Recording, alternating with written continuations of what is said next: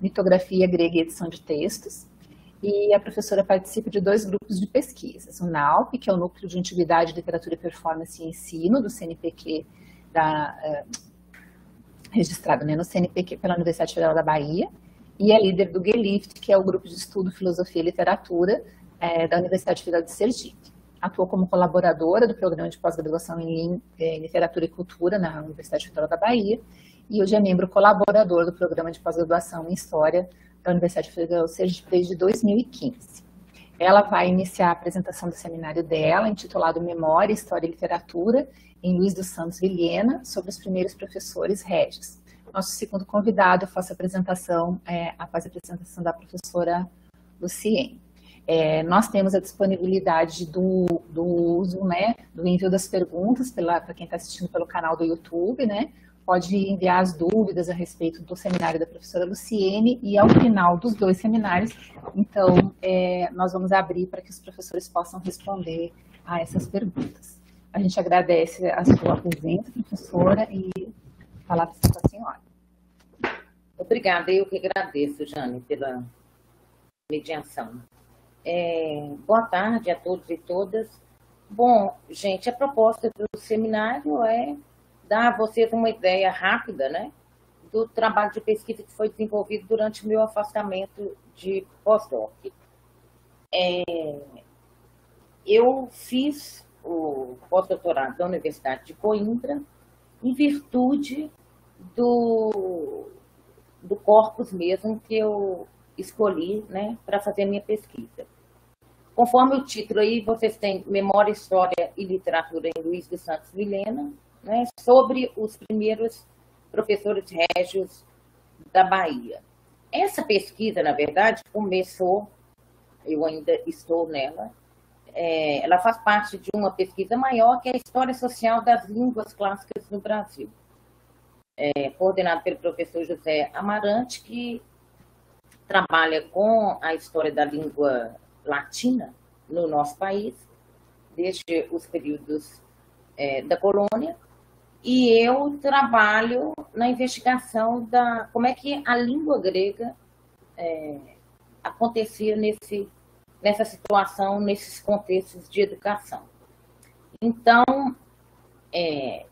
eu acabei chegando nesse autor, né? Hoje já tem mais de 2 anos que eu fiz esse pós-doc, já lancei livro, porque esse projeto envolveu uma equipe muito grande e contou com o financiamento do CNPq. Então, resultou, né, entre outros resultados aí da pesquisa, nesse livro que saiu pela EDUFBA, Luiz dos Santos Vilhena, que é o mesmo título aí, Memória, História e Literatura, com financiamento do CNPq e com a parceria de alguns colegas de outras universidades, 2 historiadores, o Fernando Sack, do programa de História, e o Rogério Rodrigues, que é da UDESC. Além disso, participaram também uma aluna minha orientanda da pós-graduação da História e o professor José Amarante, que é professor de latim na UFBA. O Luiz dos Santos Vilhena foi mandado para cá em 1787 para assumir uma cadeira de língua grega na cidade de Salvador. Naquela época, vocês sabem que a capitania de Sergipe ainda não era independente, então a chamada, né, Sergipe del Rei de outrora e também o Espírito Santo, nesse período, ainda pertenciam, né, ou faziam parte da capitania da Bahia. O Luiz dos Santos Vilhena, ele é conhecido por causa de uma obra que ele escreveu, intitulada Notícias Soteropolitanas e Brasílicas, em que ele escrevia em forma de cartas, né, apanhados que ele fazia sobre como funcionava a colônia nesse período e, principalmente, tudo que dizia respeito à capitania da Bahia. Ele dedica 16 cartas à capitania da Bahia e 8 a outras capitanias que ele investigou, mas que ele, na verdade, não frequentou, digamos assim, né? Então, para entender um pouco esse processo, eu fui parar em Portugal porque o objetivo do pós-doc era recuperar notícias e principalmente encontrar documentos que atestassem que, de fato, ele viveu aqui, né? Então, para contextualizar um pouco aí, eu coloquei alguns slides para vocês perceberem, né? Como é que a educação se inicia em Portugal e, por consequência, para nós também, né? Tudo o que acontecia em Portugal com relação à educação vai se estender para as suas colônias da época. Então, o ensino em Portugal era extremamente focado nos princípios religiosos por conta de uma ordem, que eram os jesuítas. Então, tanto as constituições da Companhia de Jesus, quanto esse manual aí, Ratio Studiorum, dava metas que os professores deveriam seguir, né, para executar o ensino em Portugal, né, e em outros locais que Portugal exercia o seu poder, tá? Então, nesse período, do final do século XVIII, a gente vê aí, né, que as constituições, elas diziam que devia se estudar. Vejam, por exemplo, essa citação. Quanto aos livros de estudos humanísticos, latinos ou gregos, evitem-se, na medida do possível, que nas universidades como nos colégios, a juventude leia livro algum com coisas ofensivas aos bons costumes, sem serem antes expurgados de passagem ou expressões imorais. Ou seja, os textos de grandes e canônicos escritores latinos e gregos eram utilizados para educar as pessoas, mas com uma certa censura, como vocês podem ver, né? Por exemplo, a obra do Ovídio, quando falava de amor, era excluída, né? Vejam que no curso de Letras Humanas, por exemplo, estudavam-se todos os clássicos, desde Ovídio a Horácio, e desde Demóstenes a Homero. Mas os mestres de estilo mais recomendados pela Ratio eram Cícero e Virgílio. Grego não se estudou no Brasil, isso é uma citação de Serafim Leite, no século XVI. Em compensação, havia o que os padres classificavam pitorescamente de grego da terra, que era a língua dos índios, e dela fez gramática e ensinou-se no colégio. O que o Serafim Leite quer dizer com isso aí?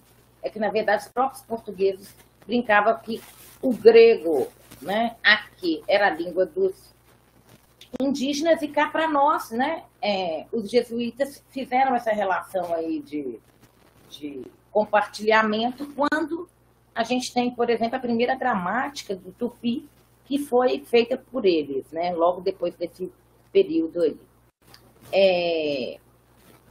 Uma coisa importante nesse processo é entender que o latim, até a chamada Reforma Pombalina em 1757, vai ser uma língua franca o tempo todo, tanto em Portugal quanto na Polônia. Aqui, por exemplo, vocês têm a reprodução de uma oração que foi feita pelo José da Silva Lisboa, que foi uma importante figura política no Brasil, foi professor, e ele, inclusive, professor de filosofia na Bahia, depois professor de economia no Rio, quando a coroa portuguesa veio para cá. E aí vejam que isso aqui é um poema que ele escreve de 100 páginas, em homenagem à rainha Dona Maria I, né? Na época do aniversário dela. Um outro documento interessante que a gente encontrou lá nos acervos de Portugal era um ofício do governador da Bahia falando da importância de receber os professores de filosofia e grego, de legitimar esses contratos, porque o colégio estava sem docente. Então, notem, nesse período o Vilhena veio para cá em 1787 e essa vaga já está sendo esperada. A reforma é quase em 1760. Então, havia, né, o costume era estudar grego, latim, retórica e filosofia como estudo preparatório para fazer a Universidade de Coimbra. Até então, não existia universidade no país, nenhum tipo de faculdade. Posteriormente, vão abrir a primeira em Salvador, né, que é a Faculdade de Medicina. Mas esse tipo de documento, eu pesquisei bastante esse tipo de acervo, também informações pessoais, por exemplo, aí é o registro de passaporte, de quando o Vilhena vem para cá. E é curioso, porque se vocês observarem, não dá para ler muito, mas eu vou ler aqui para vocês, manda a rainha, Nossa Senhora, que não se põe impedimento algum a partir para a Bahia, Luís dos Santos Vilhena, que vai provido pela Real Mesa Censória na cadeira de língua grega da mesma cidade e leva consigo sua mulher e uma preta forra, com uma cria parda. Lisboa, em 30 de julho de 1787. Notem aí que está longe ainda do fim da abolição da escravatura e é curioso porque ele vem para cá para ser professor com a esposa, né? E a gente tem apenas esse registro aí, essa preta forra, quer dizer que era uma liberta com uma cria parda. E, na verdade, esse tipo de pesquisa tem sido feito hoje sobre esses desconhecidos, né? Onde é que foi parar, né? Tem um trabalho bem interessante lá na UFRA, do pessoal da filologia, para tentar também, né, hoje, investigar esses desconhecidos, né, escravos e ex-escravos, né, que vinham nesse conjunto aí de navios. E no caso do Vilhena, eu achei 3 registros de passaporte. Quando ele vem aqui, esse primeiro, depois quando ele volta em 1800 para Portugal, logo depois ele vai ser jubilado na cadeira, né, é aposentado, e aí volta em 1808 para cá, junto com a coroa portuguesa, quando a coroa foge da guerra de Napoleão, né? Então, na verdade, o tempo que eu fiquei lá, eu me dediquei mais a buscar dados biográficos. Então, por exemplo, eu fiz um levantamento de documentos, por exemplo, quando que o professor era nomeado. Nesse período, um professor, para dar aula, ele tinha que fazer um exame, e aí, aprovado nesse exame, ele recebia um aceite que ele poderia dar aula, por exemplo, de grego e latim, é o caso do Vilhena. E em Portugal era de 3 em 3 anos o contrato. Nas colônias eram de 6 em 6. Então, o Vilhena vai ficar aqui, né, durante 2 mandatos, digamos assim. Essa cadeira que eu estudo, que é essa que está inserida na história social do grego no Brasil, o José da Silva Lisboa, ele ocupa como um professor substituto, depois ele vai para a de filosofia, tá? E o Luís dos Santos Vilhena, então, vai ser o primeiro professor meio efetivo da cadeira, porque ele não é substituto, não é? E depois esse Francisco Ferreira Paes da Silveira é um professor que já era professor de retórica e que também vai ocupar essa cadeira, né? Posteriormente, a gente sabe que essas cadeiras são, digamos, né, eliminadas com a reforma que vai vir em 1908. Então, no entanto, a língua grega continua sendo estudada no Brasil em curso de letras clássicas, né? Desse modo, a pesquisa, na verdade, ela caminhou, né, primeiramente, em função dos dados biográficos do autor. Então, no livro que foi publicado, está disponível pela Edufba, e também está disponível na internet, eu organizei um capítulo sobre essas informações. Então, o que tem de novo na minha pesquisa? O fato de eu ter achado a certidão de nascimento dele, porque a gente tinha a certidão de óbito, já se tinha conhecimento da certidão de óbito. Ele vai morrer aqui em 1814 e 3 anos depois a esposa. E vai ser sepultado em Salvador.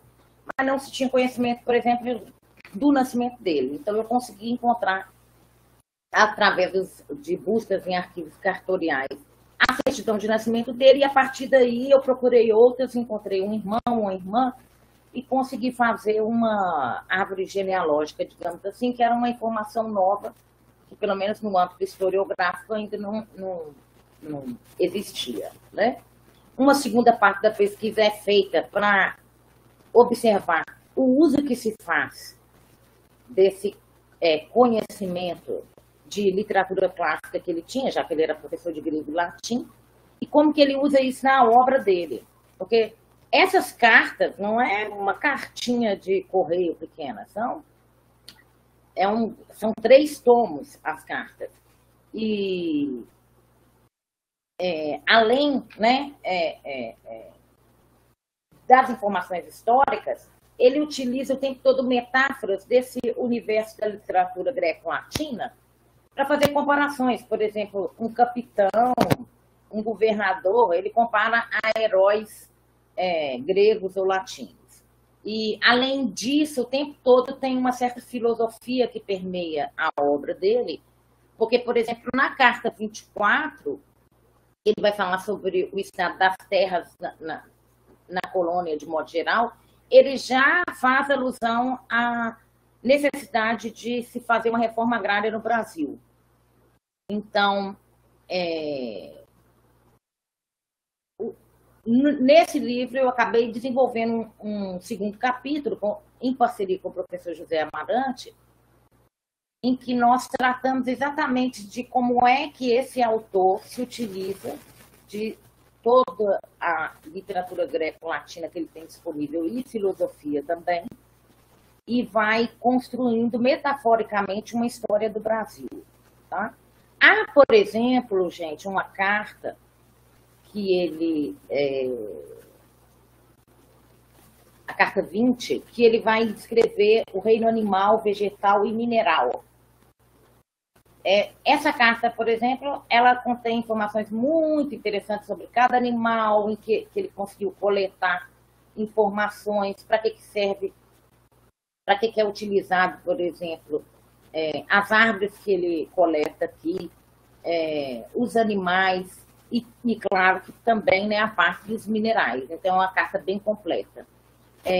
Eu quero destacar aqui também a carta 8, que ele fala sobre o estado da educação na colônia naquele período. Então, ele descreve e fala um pouco da reforma pombalina, né? Na verdade, é importante marcar que a reforma pombalina é o ponto-chave para uma mudança na educação de Portugal, que vai refletir nas colônias, e essa mudança básica é exatamente tirar o poder dos jesuítas, que eram responsáveis pela educação. A partir do momento que o Marquês de Pombal resolve que os jesuítas não podem mais, na verdade, né, ele execra os jesuítas e os expulsa, os jesuítas são expulsos, inclusive, aqui do Brasil. Então, por exemplo, o antigo colégio jesuíta vai acabar virando o colégio da cidade de Salvador mesmo, como acontece em vários locais. Vejam aqui um fenômeno em Sergipe que é impressionante, fazendas que a gente encontra, igrejas da época dos jesuítas antigas. Por quê? Porque exatamente com essa expulsão, as terras dos jesuítas vão para leilão. Então, é por isso que algumas famílias aqui, por exemplo, no nosso estado, estão, né, tem, como é o caso daquela de Comandiropa, acho que é esse o nome, a igreja que tem lá em Laranjeiras, que está dentro de uma fazenda, né, de um terreno. Então, digamos, tudo que era dos jesuítas vai ser, né, passado para frente, digamos assim. E aí abre-se a possibilidade do chamado ensino régio, quer dizer, do rei, então, da realeza. Então, passa a ser obrigação, né, do governo, do Estado português, a manutenção da educação no Brasil e nas demais colônias. Aqui, como em outras colônias, vai demorar mais a expulsão, mas vai acontecer de qualquer maneira. E aí se abre esse espaço para professores que não são religiosos, né? A partir de então, não que você não tivesse padres que assumiam essas cadeiras, mas observem um dado curioso, que é o fato de quem pagava esse salário, o chamado subsídio literário. E quem era responsável por gerar esse imposto? Alambiques e açougues. Então, era um imposto que saía dos matadouros e das cachaçarias, digamos assim. O Vilhena, já na Carta 8, vai falar que há salários, por exemplo, ele faz uma tabela dos professores na época da capitania. Pra vocês terem uma ideia, o professor de latim de Sergipe del Rei, ele tinha lá na lista, ele tem na lista, está na obra dele esse levantamento, 36 salários atrasados. Então, só para vocês terem uma ideia do que é a Carta 8 dele, na verdade, ele fala de coisas da época dele, né, que vocês podem pensar aí em torno de 1800, que, na verdade, são problemas que a gente vive aqui. Ele reclama de aluno ser desrespeitoso e mandar uma bala de chumbo em professor. Ele reclama dessa coisa dos atrasos nos salários por causa da corrupção e do fato dos donos dos matadouros e dos alambiques não declararem, né, o devido valor.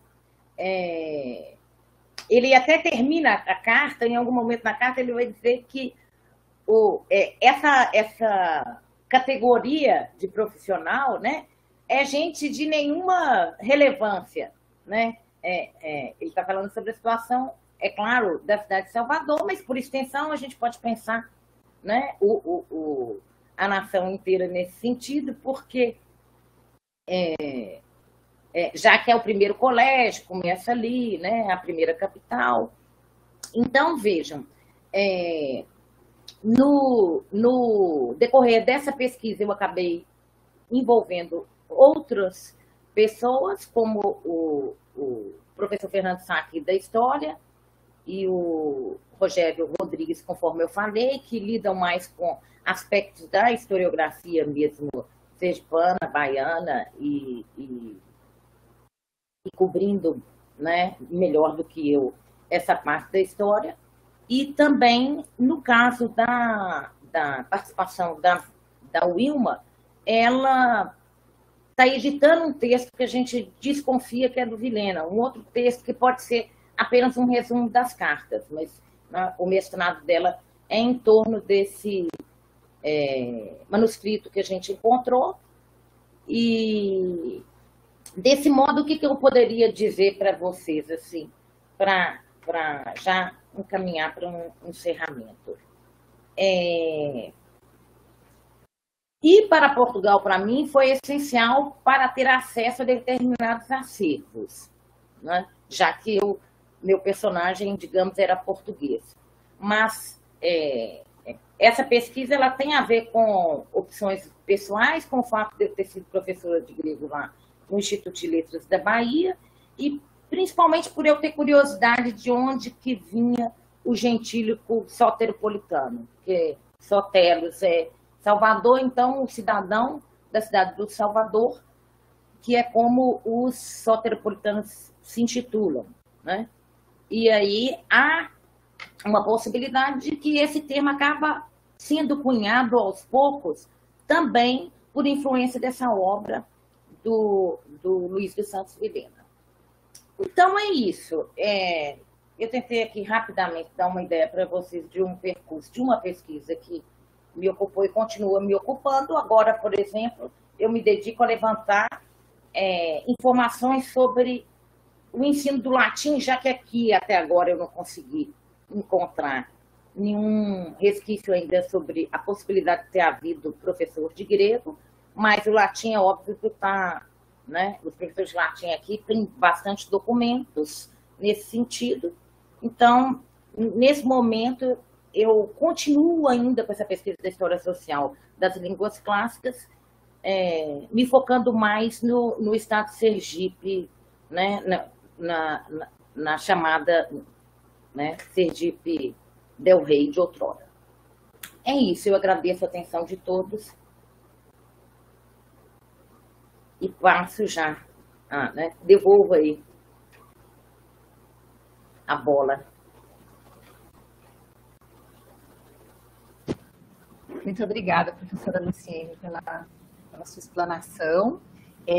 O pessoal que está assistindo aí pelo YouTube pode colocar perguntas, dúvidas, né, comentários que queira fazer para a professora Luciene. no chat lá do YouTube, que serão respondidas ao final. Professor Beto, quer falar alguma coisa antes da gente iniciar? Eu só queria, bom, primeiro agradecer a Luciene pela apresentação. Está ouvindo? Sim? E mandar um abraço para o Amarante, muito tempo que eu não vejo. Saudade. Não tem muito a ver com a sua pesquisa, Luciene, mas eu tenho uma grande amiga, Vilhena. Vocês têm ideia dessa árvore genealógica para cá, do pessoal de Vilhena, aqui no Brasil, em Portugal? Aparentemente, ele não deixou filhos, por isso que fica a curiosidade se aquela cria parda. Exatamente. Que o Rogério levantou isso. Que era comum nessa época, né? Que os senhores, né, tivessem filho. Então, assim, por isso que me interessa ver, porque ele nomeia depois nos outros passaportes. Joana Maria. Então, assim, para saber exatamente, né, onde é que foi parar isso aí. E eu fiquei entusiasmado com essa história de pagar professor com cachaça, viu? Podia voltar.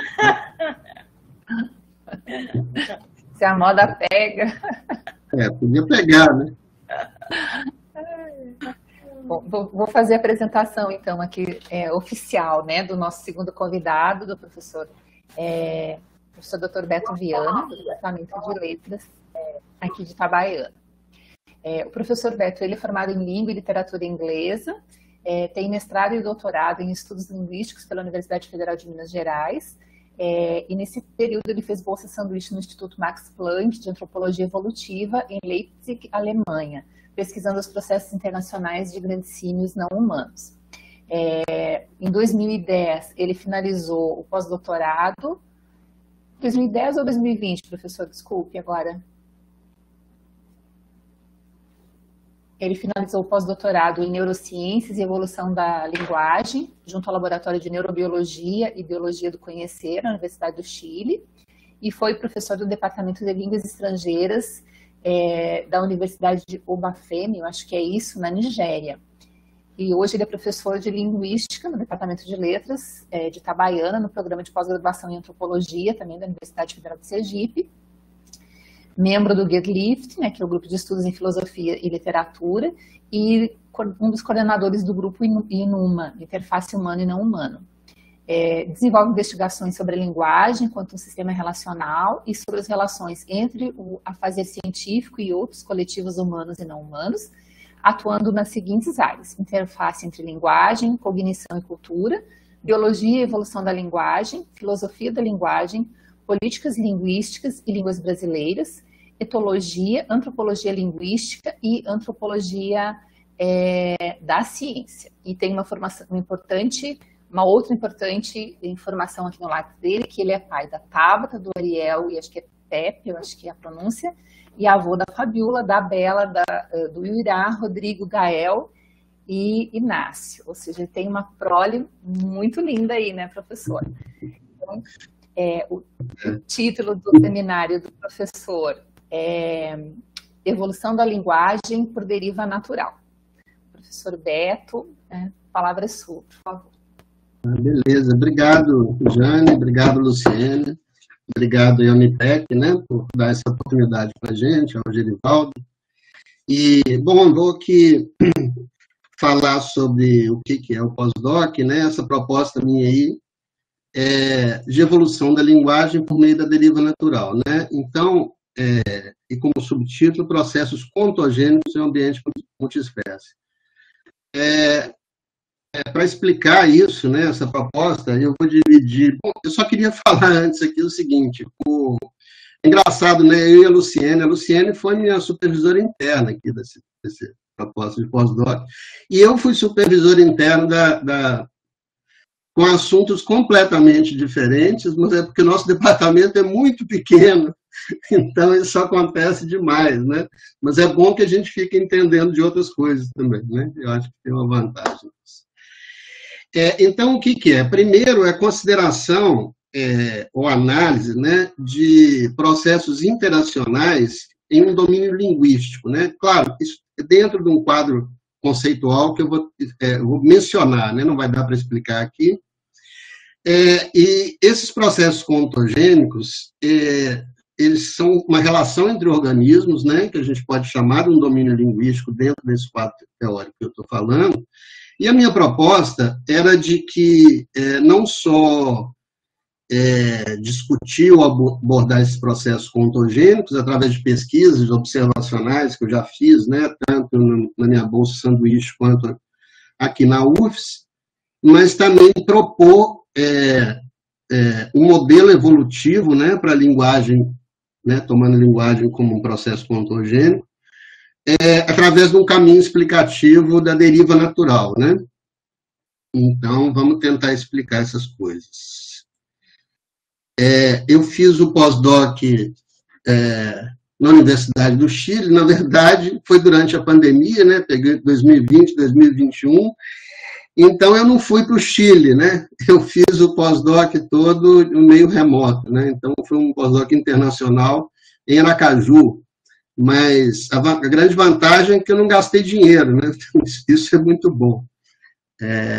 Mas é uma pena, porque realmente eu queria ir para o Chile, e não só para ir para o Chile, que eu não conheço o Chile, mas porque esse lugar, esse laboratório de neurobiologia e biologia do conhecer, ele faz parte de uma história, eu vou até pedir licença aqui para vocês, que é importante eu até contar um pedaço, né? Não vou aqui incomodar vocês com o meu percurso todo, mas é importante para entender por que eu fui para esse laboratório, né? Então, o pós-doc foi feito na Faculdade de Ciências da Universidade de Chile, em Santiago, oficialmente pelo programa, né, porque eu precisava de um programa de pós para fazer o pós-doc, oficialmente no doutorado em ciências, com menção em biologia molecular, celular e neurociências, mas de fato, e por desejo, né, nesse laboratório de neurobiologia e biologia do conhecer, que é conhecido como El Rayo, e eu vou, se der tempo, eu vou explicar aqui por quê. O meu supervisor no Chile era o Jorge Podoses, né, que é diretor do laboratório, e a Luciene, como eu disse, minha supervisora aqui na UFS. Bom, a deriva natural é uma proposta de explicação da evolução, né? Esse documento, esse livro, né, Origem das Espécies, é um livrinho, né, quase que um artigo expandido, Origem das Espécies por meio da deriva natural, foi escrito em 92 pelo Maturana, Humberto Maturana, um biólogo chileno, e o próprio Podoses, né? E o que é isso? É a utilização do caminho explicativo da biologia do conhecer, que é uma teoria sistêmica chilena, né, que nasceu com o Maturana. Eu vou até mostrar para vocês aqui.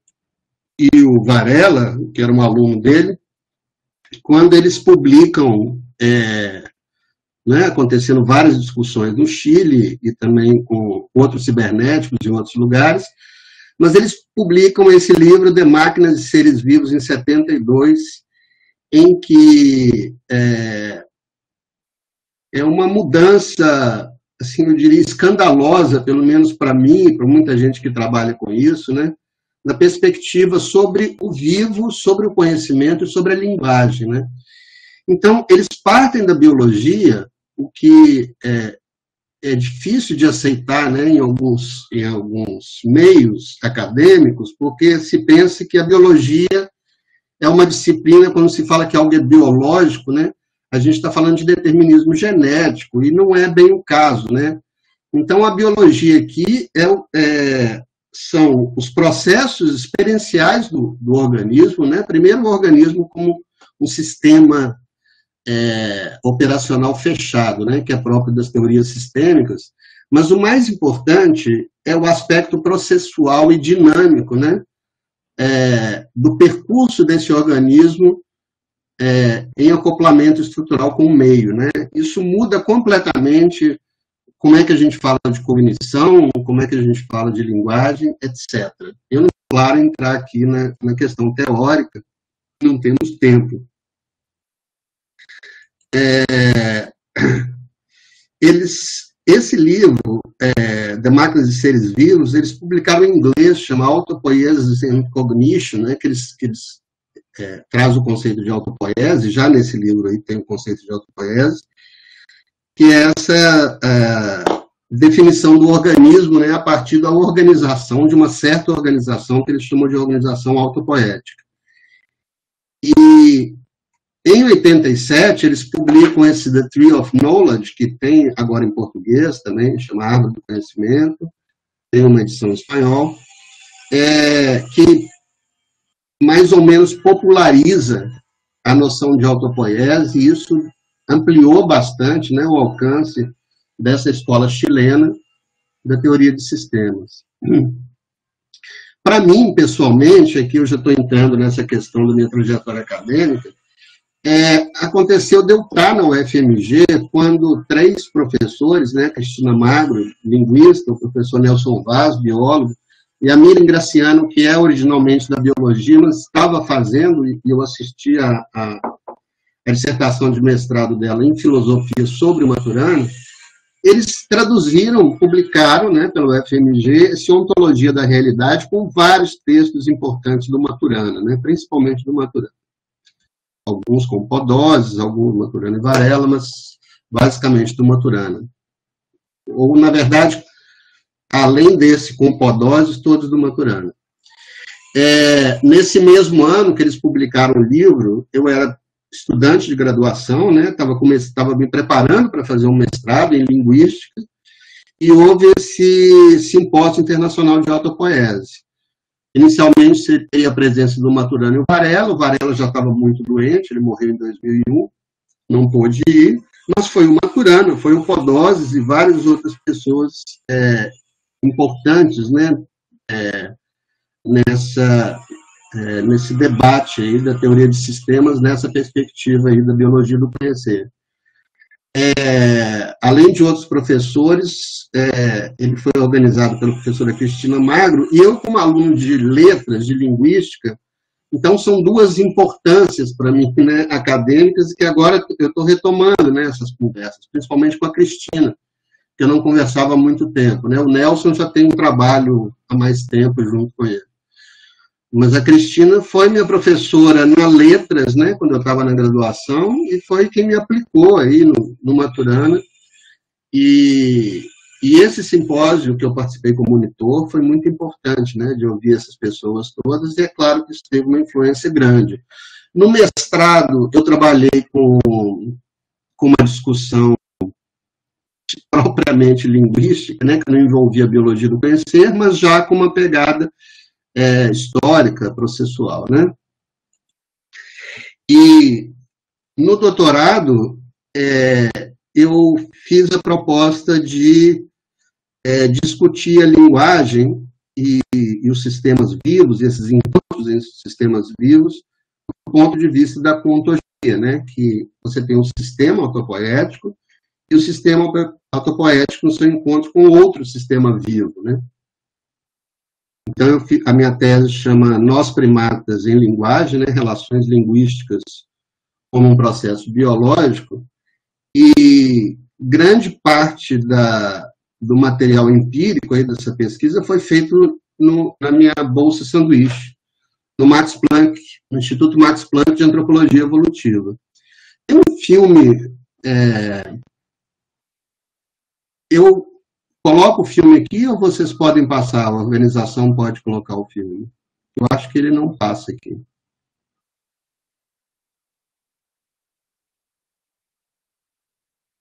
Eu não consigo compartilhar. Rafael, tá nos ouvindo, Rafael? Você tem o filme aí? Tenho, eu vou colocar rapidinho aqui. Obrigada. Tá. Então, os testes que eu fazia com grandes símios, né, com chimpanzés, orangotangos, gorilas, na verdade era uma troca. Esse é um dos testes, né, que ele é um teste, na verdade, de psicologia, né, de conservação piagetiana, em que os chimpanzés tinham que discriminar pequenas quantidades. Mas o que me interessava no teste não era isso, mas os processos interacionais, né, tanto entre os chimpanzés quanto à minha relação com eles. Aqui nesse vídeo, você pode passar de novo, por favor, Rafael? Queria só que vocês prestassem atenção como é que eu chamo o filhote. Ele tem 5 anos, eu estava fazendo teste com ele, e eu sou totalmente incompetente para chamar o filhote, então a mãe tem que ir lá e bater nele para chamar. Quer dizer, isso acontece, isso é um exemplo, né, de várias situações que aconteciam, e que isso não é... Pode parar, obrigado, Rafael. Beleza. E essas situações, elas não aparecem nos relatos dos testes dos psicólogos, né? Porque isso não é considerado parte da... O que interessa para eles é se quantas vezes, né, uma questão quantitativa e, claro, dentro ali do enquadre, né, do experimento, né, as respostas que você pede com as perguntas que você faz no experimento, né? Uma outra coisa interessante, isso aqui não é essencial, mas só para falar para vocês, os testes, havia um grande recinto, né, para esses animais todos, separado para os gorilas, para os orangotangos, mas quando a gente fazia o teste, a gente tinha havia um vidro separando a gente do público que visitava o zoológico, porque os recintos eram dentro do zoológico. Então a gente também era os macacos do público, né? A gente fazendo o teste e o público vendo a gente, né? Provavelmente dando muita risada, né? Sei lá o que eles achavam. Isso até hoje é assim no Max Planck, eu acho que isso virou moda, né? Tem outros lugares que são assim também. Que é interessante, né? Do ponto de vista até da popularização da ciência, eu acho uma... Mas mesmo com essa interação com o público, permanece aquilo que eu acabei de falar, né? Porque na própria pesquisa que é feita, não transparece os processos ontogênicos que levam, né, a pesquisa, ao chimpanzé querer participar, ou ele fazer uma coisa ou fazer outra. Isso não aparece nas pesquisas. O acordo que eu tinha com o meu supervisor lá do Max Planck, que era o Michael Tomazello, que era diretor de psicologia na época, era que eu ajudasse, ou seja, eu fosse pesquisador assistente dos testes psicológicos dele, mas eu poderia usar as filmagens e as observações para o meu próprio estudo, né? Então, o acordo era esse. Eu não acreditava neles e eles não acreditavam em mim, mas não tinha problema nenhum, porque a coisa fluía, né? Uma pessoa que eu conheci durante a minha estada no Max Planck, em 2003, 2004, foi um psicólogo, o Rubem Gomes Soriano. Ele estava começando o doutorado dele, veja só, hein? Ele estava começando o doutorado dele em 2003. Ele defendeu agora, em 2022. Os espanhóis são muito mais generosos que a gente para o prazo de defesa, mas o trabalho dele é belíssimo. E ele publicou esse livro, ele é um bom ilustrador, bom desenhista, né? Ele que fez a capa. E esse livro dele, Sombras Simiescas, Reflejos Primates, em que ele fala justamente sobre as pesquisas com grandes símios, historicamente e atualmente, né? E eu já tentei várias vezes escrever sobre as minhas não as minhas pesquisas, né, mas as minhas observações, o meu trabalho de campo, o meu percurso no laboratório, e nunca consegui direito, né? O Rubem, apesar do livro dele não ser sobre isso, mas ele tem uma parte do livro em que ele fala sobre a minha relação com o símio, sobre os experimentos, maravilhosamente. Quem puder ter acesso a esse livro aí, em espanhol, não tem nada a perder. E o Rubem, até hoje, a gente tem, né, nesse tempo todo, a gente tem escrito coisas juntos. Já em Itabaiana, o meu trabalho foi na Serra de Itabaiana, no Parque dos Falcões, né? Então, mais ou menos de 2015 até recentemente, até o começo da pandemia, quando eu parei de ir lá ao parque, eu também fiz observações de processos ontogênicos, né, nesse mesmo sentido que eu falei antes, no Parque dos Falcões, e não é por ser em Itabaiana, assim, né, eu dou aula em Itabaiana, então tem aquela coisa de pesquisar o local, mas se eu tivesse no Japão, eu iria querer ir para o Parque dos Falcões, porque é impressionante, justamente, o ambiente multiespécies do Parque do Falcão. Então, não é só a relação do cuidador com as aves, a falcoaria por si só, e os processos de domesticação, né? Como é que a falcoaria questiona algumas ideias que a gente sempre tem sobre domesticação, sobre controle, sobre dominação, né? Mas também ali você tem um espaço de várias aves, né? Várias aves com modos de vida totalmente distintos e se relacionando. Por exemplo, se você pensar só o carcará, que é o animal símbolo lá do Parque dos Falcões,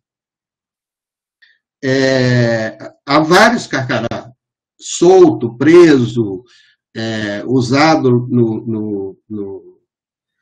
na interação com o público, e esses, só os carcarás, ou seja, você tem um sistema de uma determinada linhagem, né?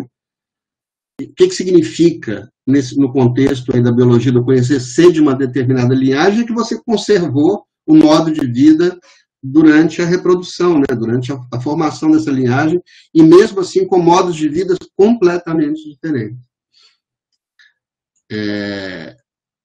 Me ajudou bastante, isso foi uma dica do Rubem, já na época, foi essa filósofa da etologia, né, do comportamento animal, que é a Vinciane Desprez, né, que eu coloquei esse livro, Living as a Bird, que é o último que eu li, né, da última tradução dela para o inglês, né. Geralmente os livros dela são escritos originalmente em francês, mas ela ajuda muito a gente a entender as práticas experimentais e laboratoriais, né, as perguntas que são feitas, né, que perguntas que a gente poderia fazer nas práticas laboratoriais, no campo e também nas relações entre os organismos não humanos, né. E aqui só para citar, né, não podia deixar passar, desde o começo também eu trabalhei com a Susan Oyama, que é uma filósofa da biologia, ou uma filósofa, e que a Oyama propõe essa teoria dos sistemas em desenvolvimento. Então, o que é isso? É importante para a gente entender tanto os processos evolutivos quanto os processos interacionais imediatos, né? Então, esse livro dela, que é de 80 e poucos, né? The Ontogeny of Information, critica a noção de informação, mas mostra como é que a informação surge, né, a partir desses processos interacionais, né, nunca reducionistas, né. Isso é importante, né, para se falar de linguagem de uma outra forma.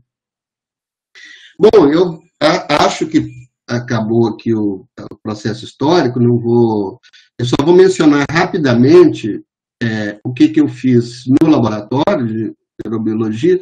O laboratório, eu também não vou contar aqui a história, mas é uma história linda e triste, né, do laboratório de neurobiologia. O laboratório, ele foi fundado como laboratório de epistemologia experimental pelo próprio Maturana nos anos 60, e já passou coisas, terremoto, a ditadura do Pinochet, que teve um efeito importantíssimo, porque vários pesquisadores tiveram que ir embora de lá. Por exemplo, para dar um exemplo aqui dessa questão da relação, né, do laboratório com a ditadura, durante os anos, até 73, principalmente na época do Allende, quando o Allende era presidente, esse laboratório ele era um epicentro da cibernética mundial, e o Raymond Foster, gente conhecidíssima, ia lá direto. Inclusive, um ciberneticista inglês, o Staffan Beer, que teve uma relação muito produtiva com o Fernando Flores, que era ministro do Allende. E eles fizeram um projeto de uma economia e da discussão ministerial cibernética. Eles tinham um projeto emergentista da própria discussão das políticas públicas, que era avançadíssimo para a época, claro, em 73, com a chegada da ditadura, isso acabou, né? fiquem de olho aí, né, gente? Que nós também podemos ter que sair correndo aqui, mas tudo bem, né? E nesse período, no período da ditadura do Pinochet, se a gente puder pensar em alguma coisa boa, né, foi o período também que os primeiros alunos do Maturana, o Podós entre eles, o Letelier, o Marinho, que eles começaram a atuar no laboratório, né, apesar de várias pessoas terem saído. O Varela, por exemplo, teve que sair na época da ditadura. Nos anos 2000, o Varela tinha voltado antes, né? Mas nos anos 2000, você tem a chegada dos, digamos assim, a segunda onda de alunos do Maturana, que, como o Alexander Vargas, e o Botelho, que é um brasileiro. O Botelho não foi aluno do Maturana. O Botelho, naquele simpósio, quando o Podós veio, o Podós acho que estava de carro, voltou do Chile de carro, e o Botelho falou, deixa eu pegar uma carona, que eu quero conhecer o Chile. E foi para o Chile e não voltou nunca mais, né? E está lá, e é um excelente professor, tive aula com ele durante o pós-doc. Em 2001, Varela morre, em 2006 tem um incêndio no laboratório, queimou tudo, acaba tudo, eles tiveram que começar do zero em 2006. E o Maturana morreu o ano passado, quando eu estava no meio do meu pós-doc, né? O Maturana já não era mais professor lá, o Maturana estava fazendo uma outra coisa. Mas foi doloroso, né, para todo mundo acontecer a morte do Maturana, e eu estava envolvido, né? Agora, o laboratório chama El Raio não tem nada a ver com terremoto, incêndio, tem nada a ver com isso. A história é o seguinte, é que diz o Podós, né, porque o Podós é muito mentiroso também, mas ele conta que na terra dele tinha um time de futebol que chamava El Raio. Era um time muito ruim, mas muita gente, muito ex-jogador, jogador que ninguém queria, ia para esse time. Então, o comentário lá na cidade dele é que só tinha gente perdida, ou quem entrava no time ficava perdido. Então, eles começaram a falar que o laboratório era assim. Aí ficou El Raio, e hoje eles só falam El Raio, né? Vou para o El Raio. Eu não tive condição de ir para El Raio nenhum, porque eu fiz tudo remoto, né? Mas eu estava no convívio, né? A gente tem que... a gente estava em interação na linguagem, né? Como se estivesse ao vivo, né? Se esse for o problema, né? Apesar de não estar no espaço físico do laboratório. E aqui, para terminar, que eu já devo ter passado do tempo há muito tempo, as disciplinas que eu fiz lá, eu fiz uma disciplina de especialização, Biologia do Conhecer e da Comunicação Humana, que é dada pelo Podós e pelo Eduardo Rojas. Fiz 2 vezes, né? Fiz como ouvinte um pedacinho em setembro, outubro, porque quando eu comecei o pós-doc, a disciplina já estava em curso, e um pedacinho em maio e abril. Fiz uma disciplina eletiva de pós, com neuroetologia sensorial, com Podós, com Marinho, com mais um monte de gente, em 2020, e uma disciplina de graduação, que foi evolução, com o Botelho, esse brasileiro que eu falei, o Alexander Vargas, e o próprio Podós e vários outros. É interessante, só um comentário aqui sobre esse esquema. Por exemplo, essa de evolução era na graduação, uma disciplina de graduação, e tinha 15 professores. Bom, 9 professores. E isso acontece muito no Chile. Então, não estou querendo dizer que... Eu só acho um sistema altamente produtivo, porque, por exemplo, evolução, você tinha gente com especialidades interessantes, dando aquele módulo da especialidade interessante. Tinha aquela história do professor de evolução, né? Eu não sei se isso é próprio desse pessoal do laboratório ou se isso é comum eu não cheguei a conversar sobre isso no Chile, né? Na Universidade de Chile. E dei uma disciplina eletiva na pós, que é esse linguagem humano e não humano. Puxei a sardinha toda para linguística, para antropologia e para filosofia, porque eu estava no meio de biólogo, eu não ia falar de biologia, que eu ia me dar mal, né? Então, eu Peguei para o lado das humanas aí. E me dei mal do mesmo jeito. O Podoses não me perdoou. Toda aula, ele participava de toda aula que eu dava e criticava. É impressionante. Não estou reclamando, não. Achei ótimo, mas...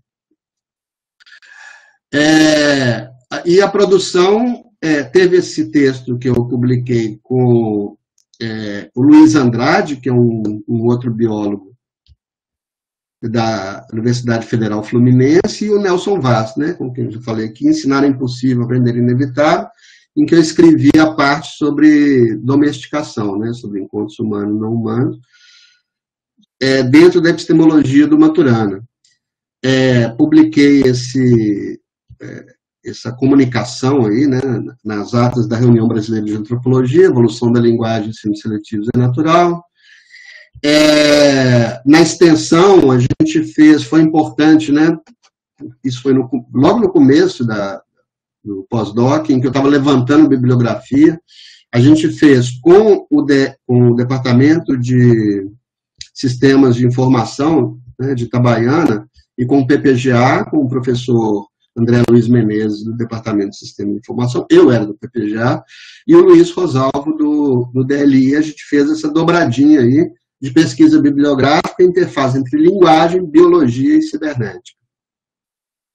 Na iniciação científica, a gente produziu um catálogo com essa aluna Viviane Cardoso, no PIBIC, né? Ela produziu um catálogo em 2021 de bibliografia sobre evolução, biologia e evolução da linguagem em português. Qual que era a ideia aqui? A ideia era justamente que a gente fica exigindo dos alunos que tenham habilitação em inglês, em língua estrangeira, e não traduz nada. O que a gente devia estar fazendo era traduzindo um monte de texto para os nossos alunos, né? A coisa é mais complicada do que isso, mas eu estou tentando falar rápido, né? Depois do pós-doc, né? A Viviane continuou, fez outro projeto outro plano de trabalho dentro de um projeto meu, e dessa vez pesquisou os textos essenciais em língua estrangeira para motivar a tradução, e a gente pegou um texto do Vincenzo Raimondi, o papel do linguajar, que é um termo bem dentro da biologia do conhecer, na evolução humana. A gente está traduzindo esse texto, queremos publicar na revista do GFELIT, viu, Luciane? Espero. Pode não ser aceito, né? Mas a ideia e eu acabei descobrindo, foi interessante fazer essa pesquisa, está sendo, né? Ainda não terminamos, que eu descobri um livro da Julie Tetel Anderson, que ela estava naquele simpósio de 97, é uma linguista que trabalha na perspectiva do Maturana, e ela publicou um livro em 2014, Linguística e Evolução, e eu não conhecia, não sabia. Vivendo e aprendendo, né?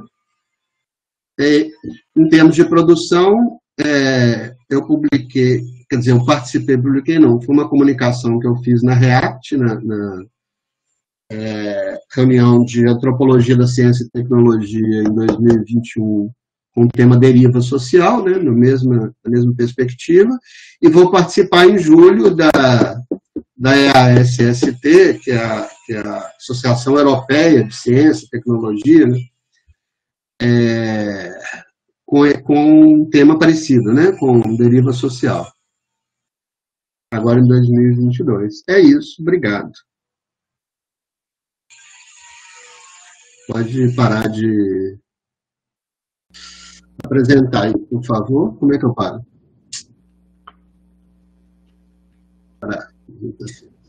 Eu acho que pode deixar, né? O Rafael, se pode tirar, então, não sei. O que aconteceu? Obrigada, professor Beto, pela sua apresentação, pelo seu seminário.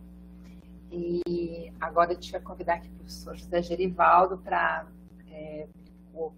monitorando ali as questões no YouTube, ver se tem participação, né? Porque às vezes o pessoal entra, eu vi que tem parabéns para a professora Luciane, né? Brincadeira com o professor Beto aí, mas não sei se tem questões. Em primeiro lugar, eu gostaria de agradecer aos dois, né? O Luciano e o Beto, né? O professor Beto, porque Principalmente porque vou dizer assim, porque foram 2 seminários do DLI quase, né? Que é claro, o Fábio também foi do DLI, né? E eu fico impressionado pela diversidade, porque foi assim, do seminário anterior para esse, foi da água para o vinho, assim, temas muito diversos, né, que vocês tratam lá. E realmente a gente vai aprendendo aqui e muito bom isso, né? De estar participando. Eu que tive nos dois, né? Eu estava no outro e estou nesse aqui. Então, sobre as perguntas do YouTube, né? A gente teve um comentário só, né? O pessoal não perguntou, né? Da Camila, né? Que falou que é muito interessante e parabenizou a professora Luciene pela pesquisa, né? Então, eu aproveito eu tenho aqui uma pergunta e um comentário, né? Para também não passar assim, sem fazer nada. João, só te perguntar, online pode fumar, né? Não incomoda ninguém, não. Pode sim. Pode mostrar a marca do cigarro. Para não fazer a propaganda. Não, eu também aqui a marca. A professora Luciana, eu queria perguntar o seguinte, é muito interessante aí o seu tema, né? Com essa coisa dos nossos portugueses, né? Aí, e a senhora foi lá mesmo, né? Não foi em pandemia, não, né? Não, né? em 2018. 18. Aí é o seguinte, a pergunta que eu tenho é assim, as cartas, né, que você falou que foram uma série, né, de cartas, você chegou a ver, elas estão em algum museu lá, né? Conta um pouco aí dessa... Assim, porque eu tenho curiosidade, eu imagino, né, um documento de mais de 200 anos atrás, né? Será que foi preservado, né, isso aí? E um que você mostrou também ali, eu achei interessante que você falou assim, eu vou ler aqui para vocês, mas eu consegui entender assim muitas palavras ali, né? Do Muito passaporte, interessante. né? O passaporte. Você pensar, você estava lendo português de 1787. Isso mesmo, isso mesmo. Eu queria aproveitar aqui, Luciano, só fazer a mesma pergunta do Gerivaldo. Eu acho essa questão da originalidade é muito interessante, né? Porque às vezes você trabalha com microfilme, mas é muito diferente você ter acesso à obra, né? Tem um texto do Gould que eu servo, desculpa, não vou estender, não, vou falar o mais rápido possível, tá, Gerivaldo? Mas ele conta uma história que um grupo de cegos foi no Airspace Museum, nos Estados Unidos, para ver os aviões, eles estavam fazendo réplica. E eles não podiam encostar a mão, ninguém podia encostar a mão nos originais, né, para preservar, né? Aí eles falaram que iam fazer modelos dos originais para os cegos poderem apalpar os aviões. Mas aí os cegos falaram, tudo bem, pode ser modelo, mas tem que colocar bem em cima do original, porque essa questão de saber que é original, né? É estranho isso, esse sentimento. Eu queria saber se tem essa relação dos pesquisadores e dos filólogos também com o papel do documento antigo. Não, sim, principalmente com tentar chegar ao primeiro manuscrito, né? Na verdade, Gerivaldo, a obra está disponível e ela está guardada aqui no Brasil. Ela está na Biblioteca Nacional, no Rio de Janeiro. Tem a versão completa das 24 cartas. E no Arquivo Nacional do Rio de Janeiro tem uma segunda versão só das 4 últimas. Então, na verdade, a gente teria as 24 cartas, só que tem 4 que tem 2 manuscritos. Então, assim, eu já tive um acesso aqui no Brasil à obra. E essa obra foi editada depois em 1921. Teve a primeira publicação por um historiador baiano, Brás do Amaral, bancada, inclusive, pelo governo do Estado, quando ia comemorar a independência. Então, é até curioso, porque por que o governo do Estado da Bahia publicou essas cartas em livro, né, quando ia comemorar a independência, porque queria atrelar, na verdade, uma identidade baiana a valores europeus e não, por exemplo, a valores, né, dos povos originários, né, como os indígenas e os africanos. Mas, de qualquer maneira, a obra está disponível, inclusive o manuscrito hoje já está digitalizado e a gente consegue acessar pela Biblioteca Nacional. A minha questão com Portugal era conseguir, eu queria, por exemplo, esse tipo de documento que a gente trabalha, olha para você ver, por exemplo, além daquela ideia que eu falei, procurar a certidão de nascimento, eu fui atrás de cópia do exame, que ele foi aprovado mesmo para ser professor. Ele fala que foi nomeado como professor de latim lá numa cidade, eu achei a nomeação, depois a nomeação aqui, porque é muito curioso, a nossa história, né, os acervos, você tem uma parte, por exemplo, significativa ali no Arquivo Público da Bahia, e muita coisa em Portugal também, é muito engraçado isso. Das cartas eu tenho uma curiosidade. Eu achei, por exemplo, um relato de que o Gonçalves Dias tinha uma cópia dessas cartas e ele doa, né, para a Biblioteca Nacional. Então, só que eu não encontrei 2 manuscritos na Biblioteca Nacional, só tem um. E você sabe que nessa época aí, o que acontece? Essas cartas ficaram desconhecidas durante um bom tempo, porque isso vira leilão, né? É comprado por bibliotecários ou por famílias que têm muita grana, e depois, às vezes, essas famílias doam, né, esses materiais, esses manuscritos antigos para a Biblioteca Nacional. Então, no caso do Vilhena, foi assim, foi a partir de uma doação do Carlos Rodrigues, que hoje é uma coleção lá do Arquivo Nacional, é dedicado às doações que ele fez. Agora, em termos de original, Beto, a gente tem um manuscrito completo e tem, como eu te disse, a Wilma está fazendo a edição de um manuscrito que as informações se repetem. Não é tão bem feito quanto as cartas. Por isso que eu tenho para mim que esse documento que a gente encontra na Biblioteca Nacional, que está assim, parece ser de Vilhena, que são umas 40 páginas, é uma espécie de resumo que ele fez da própria obra. Eu tenho a impressão, né?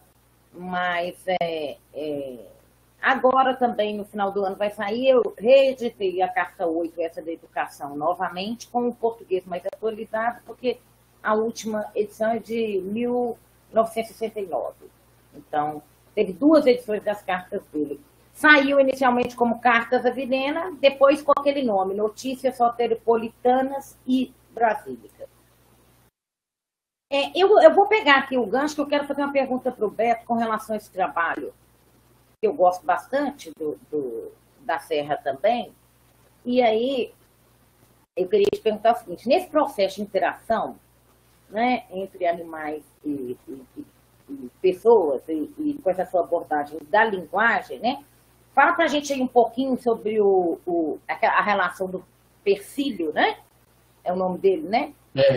Que tem uma amiga até que fala que ele, tem hora que ele conversando, parece até que ele está imitando, né, as aves.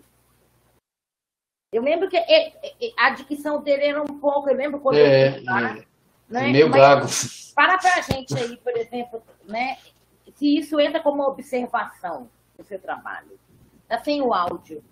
Pessoal, eu vou só interferir um pouquinho. Pessoal, estou com um problema técnico aqui em casa e eu vou cair a qualquer momento. Então, Jane, eu só quero agradecer ao professor Beto e à professora Aliciene, dizer que foi um prazer. Eu adorei a palestra dos dois. Achei muito interessante conhecer um pouco de como, né, iniciou o nosso processo aí da educação no Brasil e a importância desses documentos para, né, a gente entender melhor como tudo isso acontece. E também essa questão, né, da interação aí com os não humanos, professor Beto, achei fantástico aqui. Tá? Parabéns, muito obrigada. E se eu cair, vocês me desculpem. Beleza, Jane. Mas ele não é gago, não. Ele não fala as velares, assim, ele fala o falpão. É. E aí é engraçado alguém achar que ele falar desse jeito tem a ver com o contato com as aves. O que é isso? Isso é típico do observador, a gente, vendo a coordenação entre eles e as aves, aí a gente distingue uma identidade até sonora. É a gente que faz isso como observador, não necessariamente que há essa coerência.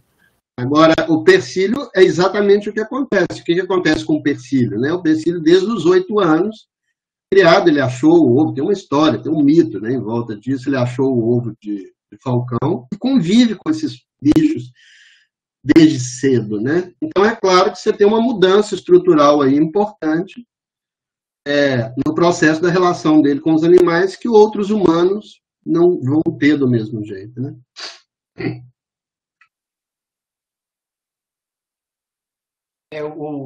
Você sabe que eu sou daqui de Itabaiana, né? Eu sou realmente daqui de Itabaiana. E eu conheço ele desde esses 8 anos que você diz aí, né? E ele é realmente um cara que, desde pequenininho, a relação dele com animais sempre foi essa aí, né? Eu acho que ele nasceu para fazer isso aí. Só falta voar, né, Geri? Muito interessante mesmo. Eu tenho um colega eu fiz paraquedismo durante muitos anos, né? Eu fui 20 anos paraquedista. E eu tenho um colega paraquedista da minha época, dos anos 80, que agora é muito amigo o Sabiá, que ele chama. E ele salta de paraquedas junto com as aves. Ele é muito amigo do Persílio. Ele leva o avião dele várias vezes lá na Serra de Itabaiana. Luciano, então, só para acabar, assim, de comentar, né, com você, a história também dos salários atrasados, né, aquela coisa toda de que aluno, né, que a reclamação, você vê como né, você fazer uma retrospectiva aí, você acaba vendo, né, concluindo que os problemas, eles são recorrentes, né, aquele mesmo que a gente tem hoje, teria lá. E às vezes eu tenho um professor que ele falava assim, que a gente tem que aprender, né, a conviver com as novas gerações, né? Quem não aprender vai acabar sofrendo, né? E eu, assim, eu vivo com essa frase na minha cabeça, tentando ver se eu me acostumo, né? Porque você fica assim, né, sempre naquela coisa de que, no meu tempo não era assim, né? Quem é que nunca disse, né, isso? No meu tempo não era assim. O ensino médio vai mudar agora, aí, não, mas vai ficar pior, né? Só que é aquela coisa, a gente tem que tentar fazer como esse professor meu diz aí, né? Defende aí que a gente tem que aprender a conviver ou vai sofrer, né? É aquela coisa. Bom, o Beto, o seguinte, eu só tenho um comentário na sua fala aí, é realmente muito interessante também a sua pesquisa. E eu achei, assim, uma coisa que eu sempre achava na minha cabeça, eu até entrei agora no site para olhar, quando você falou do Instituto Max Planck, né? Para mim, Max Planck só era física, só. Que, inclusive, o Max Planck, né, para a gente, um cientista, talvez, dos mais importantes.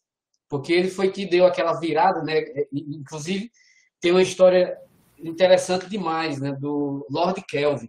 Lord Kelvin foi um cientista daí da virada de 1900, né, final de 1900, e começo, né, quer dizer, começo, que ele dizia que na física não tinha nada mais para se descobrir. Era um céu com poucas nuvens, né?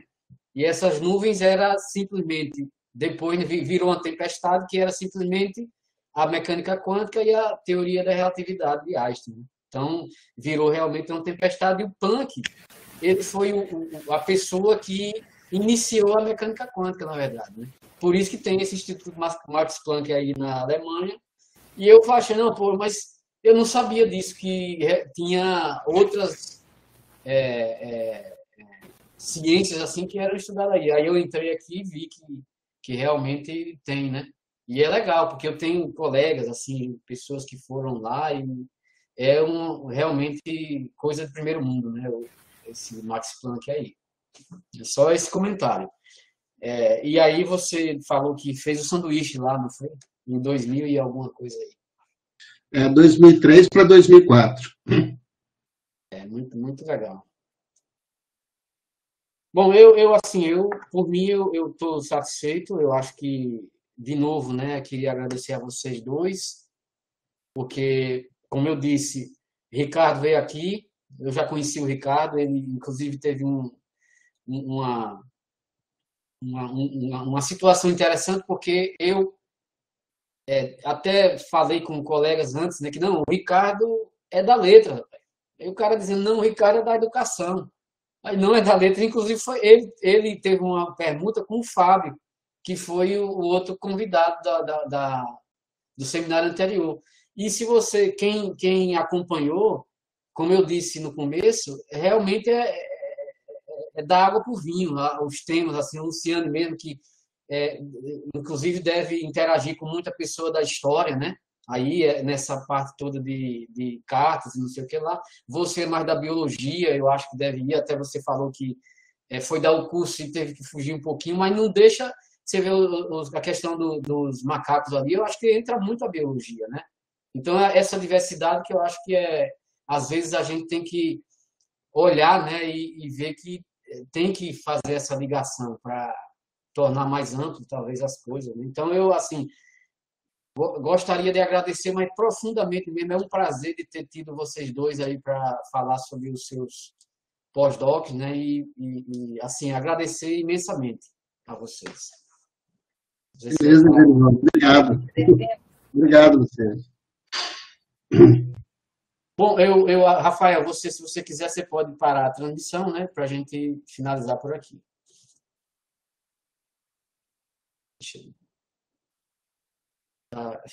Vamos finalizar aqui.